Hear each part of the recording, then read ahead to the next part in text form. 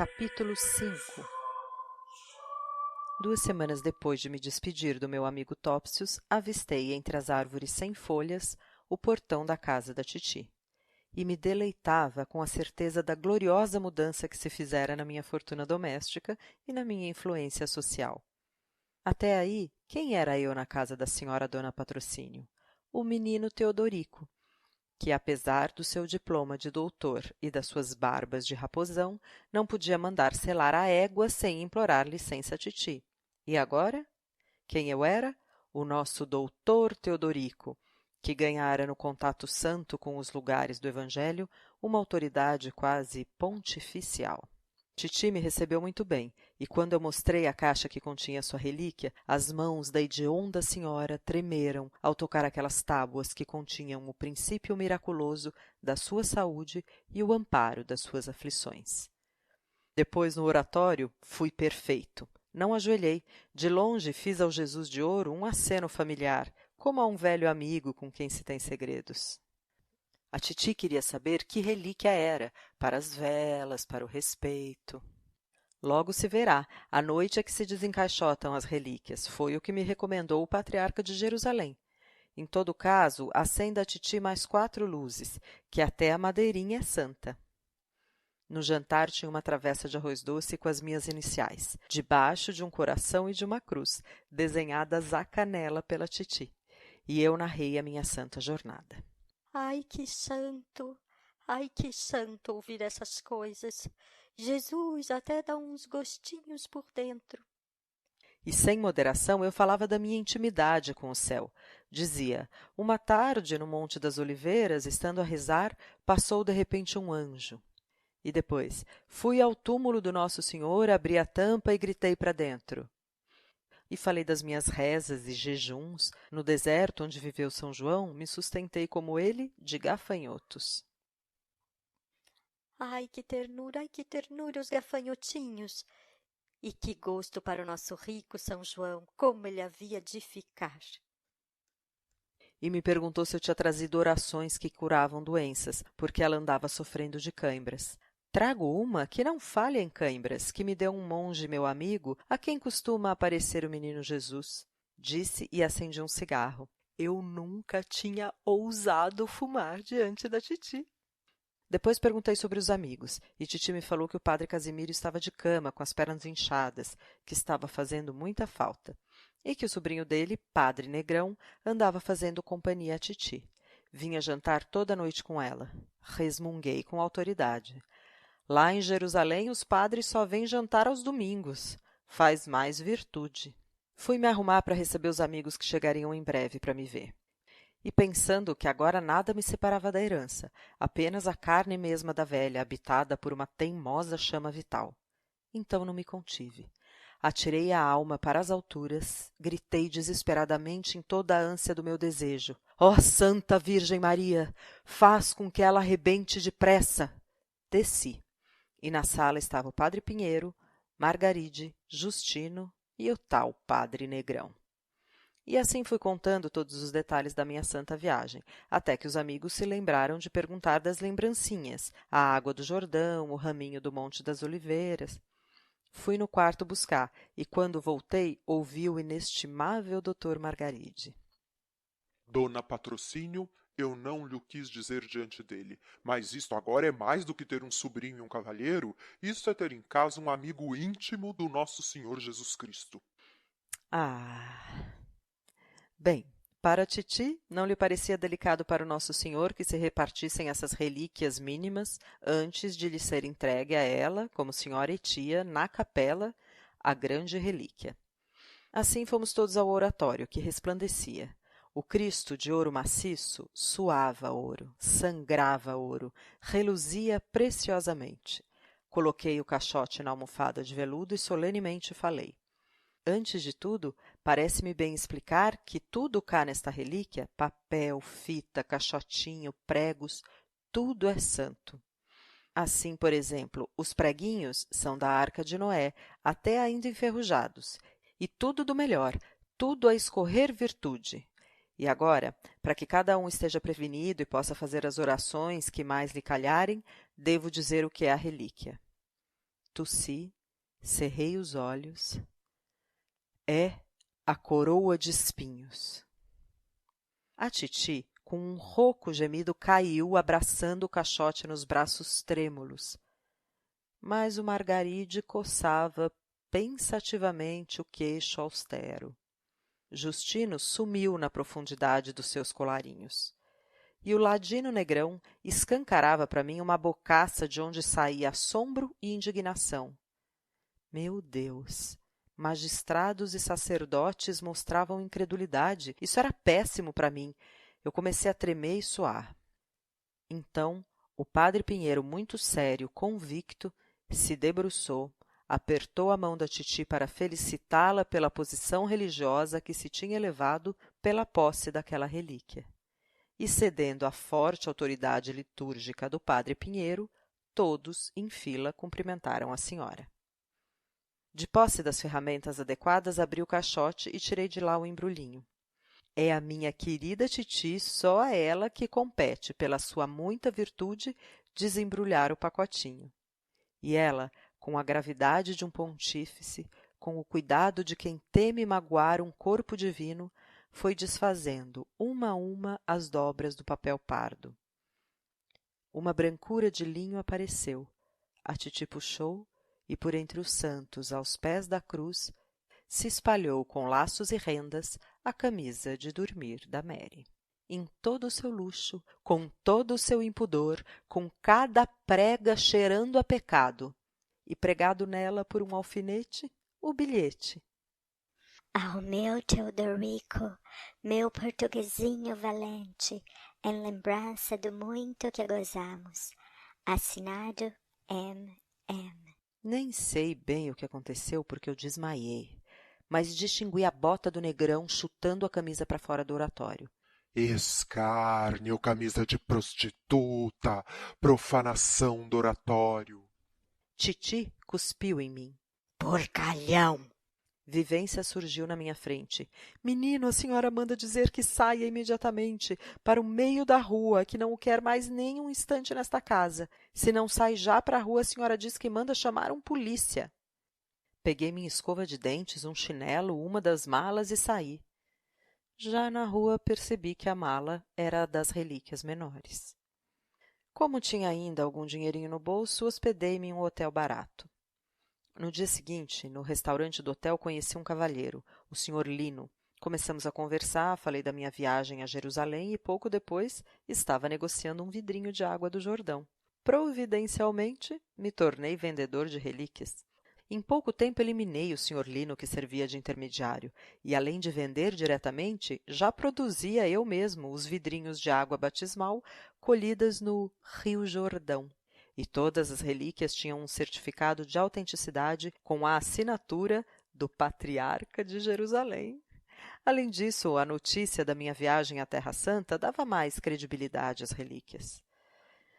Mas, em pouco tempo, os negócios começaram a ficar mais difíceis e fui procurar o Sr. Lino para tentar retomar nossa parceria. Foi Vossa Senhoria que estragou o comércio? Está o mercado abarrotado? Já não há maneira de vender nem um coeirinho do Menino Jesus, uma relíquia que se vendia tão bem? O seu negócio com as ferraduras é perfeitamente indecente, perfeitamente indecente. É o que me dizia outro dia um capelão, primo meu. São ferraduras demais para um país tão pequeno? 14 ferraduras, senhor. É abusar. Sabe Vossa Senhoria quantos pregos dos que pregaram Cristo na cruz Vossa Senhoria tem impingido, todos com documentos? 75, senhor. Não lhe digo mais nada. 75. Estava nessa situação difícil quando recebi uma carta do Justino. Meu querido amigo, é o meu penoso dever que cumpro com lágrimas participar-lhe que a sua respeitável tia e a minha senhora inesperadamente sucumbiu. Ansiosamente saltei através das linhas, tropeçando sobre os detalhes. Congestão dos pulmões.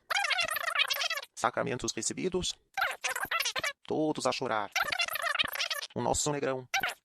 Do testamento da virtuosa senhora consta que deixa ao seu sobrinho Teodorico o óculo que se acha pendurado na sala de jantar. Inacreditável. Fui conversar com o Justino pessoalmente para saber dos detalhes. A vivência recebeu as roupas de cama, 3 contos de réis e o relógio para o Margaride. O padre Casimiro, à beira da morte, tinha ficado com as melhores pratas, além de uma casa. O padre Pinheiro recebeu um prédio, a deliciosa quinta do mosteiro, a mobília do Campo de Santana e o Cristo de ouro para o padre Negrão. E eu tinha como herança a luneta do comendador Godinho. Justino o considerou filosoficamente. Para ver o resto da herança de longe. Durante horas revolvi o desejo de ultrajar o cadáver da titi, cuspindo naquela cara feia.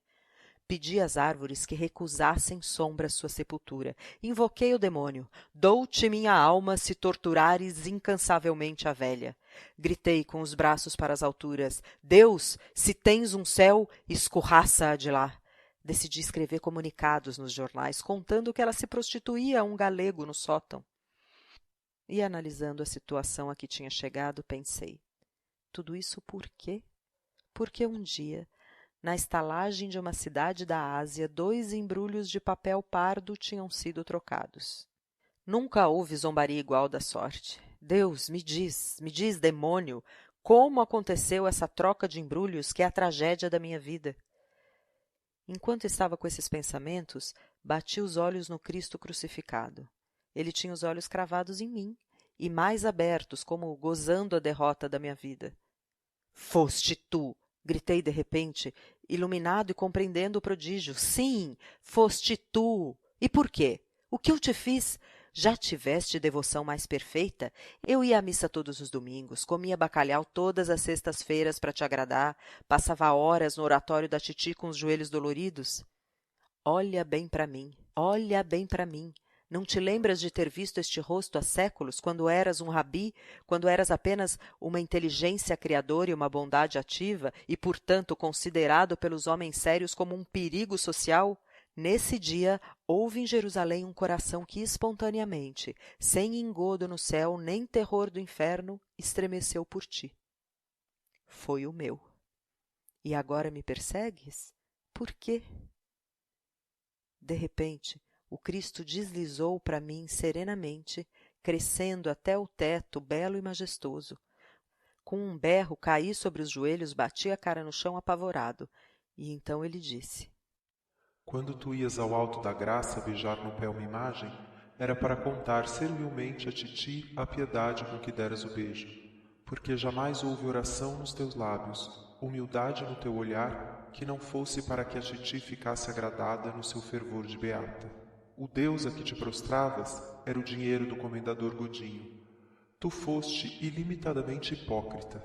Tinhas 2 existências e só eras verdadeiro para o céu quando rogavas a Jesus e à Virgem que rebentassem depressa de ti. Justiceiramente aconteceu que o embrulho que ofertaste a ti foi aquele que lhe revelava a tua perversidade.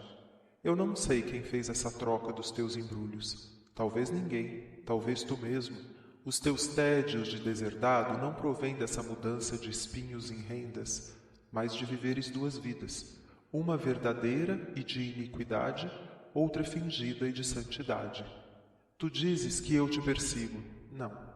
Eu não construo os episódios da tua vida, são obras das tuas mãos. Eu assisto a eles. Perguntavas-me há pouco se eu não me lembrava do teu rosto.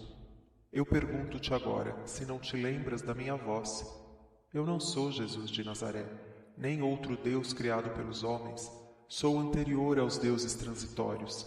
Eles dentro em mim nascem, dentro em mim duram, dentro em mim se transformam, dentro em mim se dissolvem, e eternamente permaneço em torno deles e superior a eles, concebendo-os e desfazendo-os, no perpétuo esforço de realizar fora de mim o Deus absoluto que em mim sinto. Chamo-me consciência. Sou neste instante a tua própria consciência refletida fora de ti, no ar e na luz, e tomando perante os teus olhos a forma familiar sob a qual tu, mal educado e pouco filosófico, estás habituado a compreender-me. Mas basta que te ergas e me fites para que esta imagem resplandecente de todo se desvaneça. E quando levantei os olhos, tudo já tinha desaparecido. Então atirei as mãos para o céu e bradei: Ó meu Senhor Jesus, Deus e Filho de Deus, que te encarnaste e padeceste por nós. Mas me calei. Aquela voz ainda ressoava, me mostrando a inutilidade da hipocrisia. Consultei a minha consciência, que tinha reentrado para dentro de mim, e como não acreditava que Jesus fosse filho de Deus e de uma mulher casada da Galileia, não disse o resto da oração, tornando meus lábios para sempre verdadeiros. No outro dia, casualmente, encontrei o meu amigo Crispim, aquele que no colégio me dava beijos vorazes no corredor e me escrevia bilhetinhos à noite. O velho Crispim tinha morrido e meu amigo agora cuidava da firma. Conversamos bastante, falei da minha situação.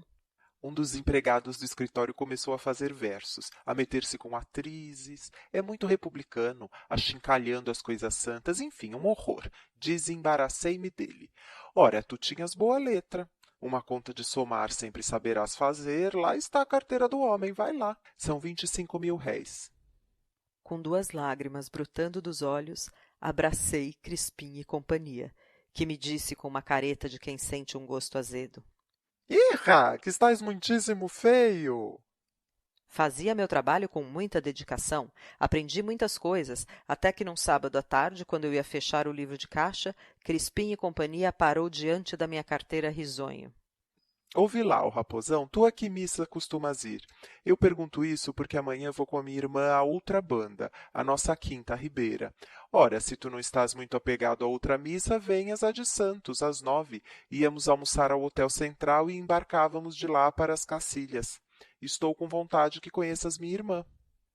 Crispim e companhia era um homem religioso, que considerava a religião indispensável à sua saúde, à sua prosperidade comercial e à boa ordem do país.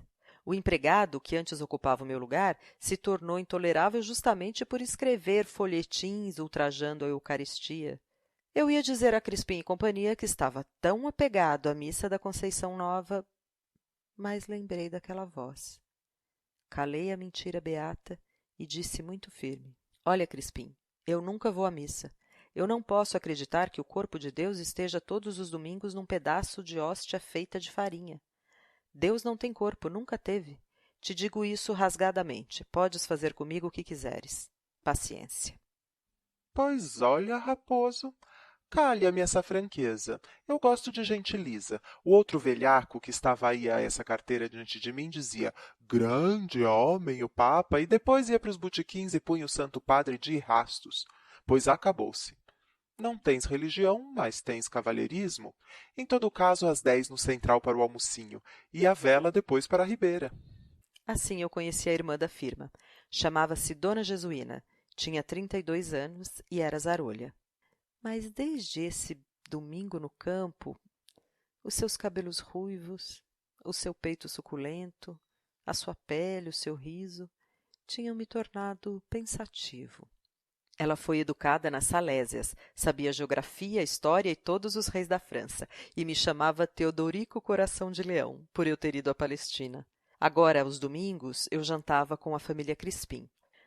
Uma tarde, depois de Crispim louvar a família real e elogiar a rainha, descemos eu e Dona Jesuína ao jardim. E andando, suspirei e murmurei junto ao seu ombro: Vossa Excelência, Dona Jesuína, é que estava a calhar para a rainha, se cá o raposinho fosse rei. Ela, corando, me deu a última rosa do verão. Uns dias depois, Crispim e companhia chegou à minha carteira com um riso de lealdade e estima. Então, com que? Rainha, se o raposinho fosse rei. Ora, diga lá, o senhor raposo. Ai, dentro desse peito amor verdadeiro, a mana jesuína? Crispim e companhia admirava a paixão e o ideal.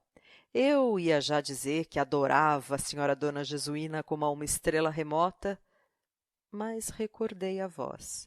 Calei a mentira sentimental e disse corajosamente: Amor, amor, não, mas acho a sua irmã um belo mulherão. Gosto muito do dote e havia de ser um bom marido. Dá cá essa mão honrada. Casei. Sou pai, tenho carruagem, a consideração do meu bairro, a comenda de Cristo. E o Dr. Margaride, que janta comigo todos os domingos, afirma que o Estado, pela minha ilustração, as minhas consideráveis viagens e o meu patriotismo, me deve o título de Barão do Mosteiro, porque eu comprei o mosteiro quando soube que o insuportável Negrão decidiu vendê-lo. Fiquei sabendo pelo Justino que o Negrão tinha herdado tudo o que a titi deixou para o padre Casimiro, e agora andava cuidando com muito carinho do padre Pinheiro, que estava bem mal. E, além de tudo, soube que estava com Adélia. Voltei para casa pensativo. Tudo o que eu tinha esperado e amado agora era do horrendo Negrão. E não era por causa da troca dos meus embrulhos, nem dos erros da minha hipocrisia. Agora, pai, comendador, proprietário, eu tinha uma compreensão mais positiva da vida e sentia bem que tudo isso aconteceu por me faltar a coragem de afirmar. Quando, no lugar da coroa de espinhos, apareceu sobre o altar da titi a camisa da Mary, eu devia ter gritado com segurança: eis aí a relíquia! Quis fazer a surpresa, não é a coroa de espinhos, é melhor, é a camisa de Santa Maria Madalena. Ela me deu no deserto.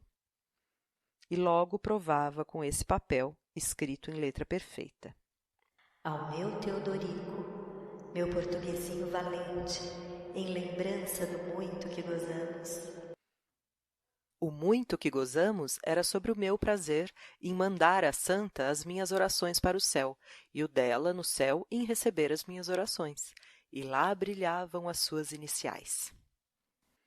Assinado M.E. E tudo isso eu perdi porque no momento me faltou esse descarado heroísmo de afirmar, esse que, batendo com o pé forte ou elevando os olhos ao céu, através da universal ilusão, cria ciências e religiões. Fim. Ficha técnica. Texto original de Essa de Queiroz. Adaptação, direção, interpretação e edição, Cristiana Gimenez. Músicas: Assim Falava Zaratustra, de Strauss, e Jesus Alegria dos Homens, de Bach. Uma produção de Cris Conta Vestibular.